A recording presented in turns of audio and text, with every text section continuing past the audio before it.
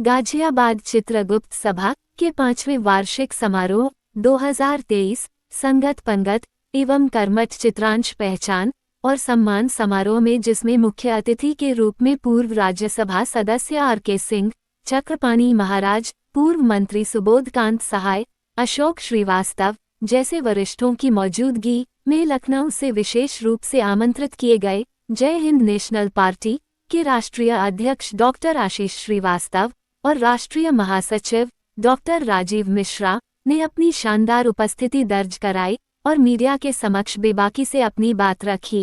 ये कायस्थ समाज का एक बहुत अच्छा प्रोग्राम हो रहा है जो आज गाजियाबाद में यहाँ पे हो रहा है, और मुझे ये मालूम पड़ा है कि पूरा कायस्थ समाज एक साथ एकत्रित होके ये हमारा जो सनातन धर्म है उसको एकत्र होने की और उसको आगे बढ़ाने की बात कर रहा है। तो मुझे आमंत्रण आया और मुझे लगा कि यहाँ पे कुछ ऐसा होने वाला है जो देश में अभी तक प्रबुद्ध लोगों ने नहीं करा। आज इतने प्रबुद्ध लोग यहाँ पे एक साथ इकट्ठे होके कुछ बहुत ही आगे की रणनीति बनानी है, आगे के कैसे हमें उसे समाज को आगे बढ़ाना है, कैसे सनातन धर्म को आगे बढ़ाना है, देश को आगे बढ़ाना है, इसके लिए यहाँ पे एकत्र हुए हैं सभी लोग।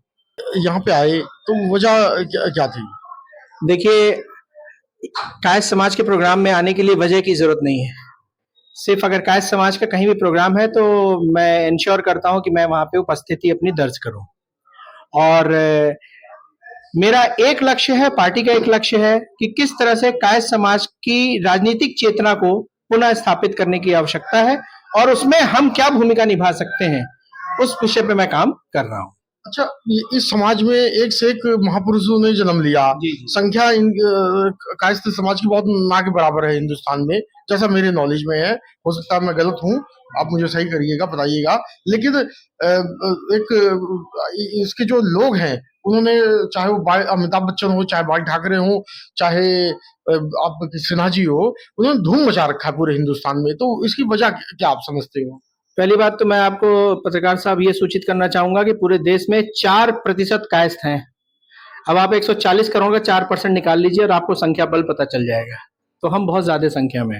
अब हम उत्तर प्रदेश की धरती पे खड़े हैं, पहले उत्तर प्रदेश के बता देता हूँ।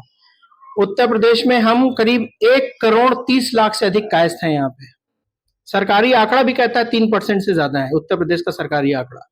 अगर 3% में मान के चलते हैं तो 75 लाख से ज्यादा सरकारी आंकड़े के हिसाब से है। लेकिन हकीकत यह है कि हम करीब 1,30,00,000 कायस्थ हैं। लेकिन ये तो हो गया एक सच्चाई। दूसरी सच्चाई ये है कि हमारे समाज का विधायक ढूंढने से नहीं मिलेगा, हमारे समाज का सांसद ढूंढने से नहीं मिलेगा। क्यों? क्योंकि हमको राजनीतिक तौर पे सिर्फ वोट बैंक की तरह इस्तेमाल किया गया है।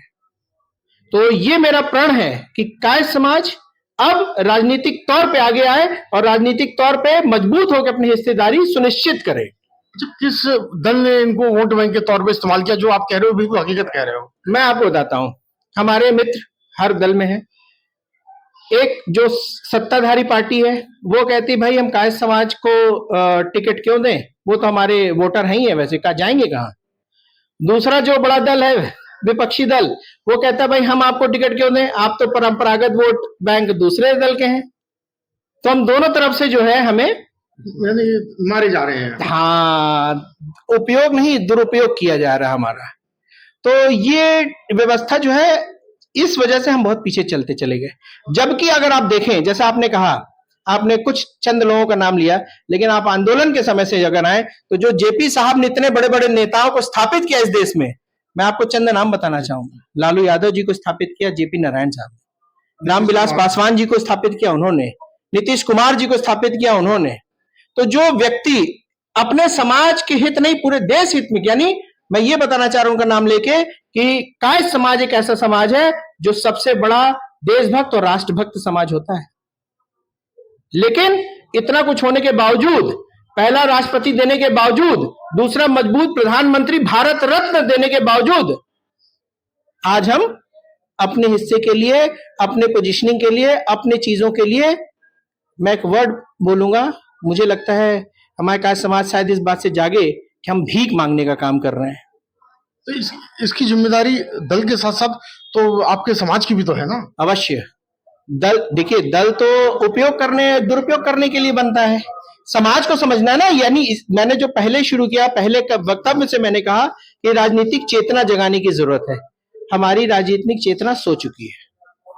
जब तक हम स्वयं नहीं जागृत होंगे, जब तक हम स्वयं नहीं कहेंगे कि नहीं हमें ये करना है, हमें आगे बढ़ना है, तब तक वो हो नहीं पाएगा भाई साहब। अच्छा, कुछ ब्लूप्रिंट आपने बनाया है इस चीज के लिए? बिल्कुल अवश्य बनाया है ब्लूप्रिंट। जैसे मैंने आपको पहले ही कहा कि पूरे उत्तर प्रदेश में 1,30,00,000 कायस्थ हैं।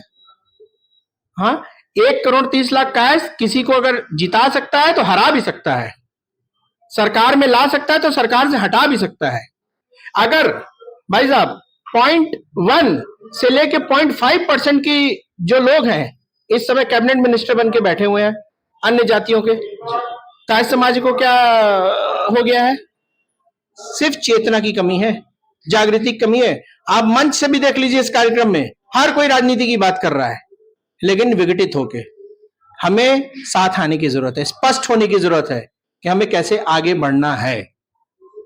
चलिए, हम आपको शुभकामनाएं देते हैं कि जो आपने संकल्प लिया उसे आप पूरा करिए।